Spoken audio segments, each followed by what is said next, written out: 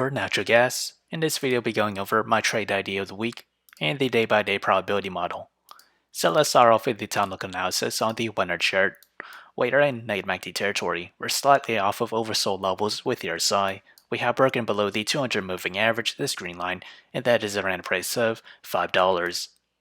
With the 4-hour chart, we are dipping into NYMEX territory. As we extend that further to the daily chart, we remain in NYMEX and we're seeing it converge there. As with the trade idea, I'll be trading UNG. My position size for is less than 1% of my portfolio. My long entry is at $15.32. My sell target is at $16.44. My stop loss is at $14.97. However, if I were to open a short position, my entry is at $16.82, and that is its range here. My sell target is at $15.70. My stop loss is at $17.21.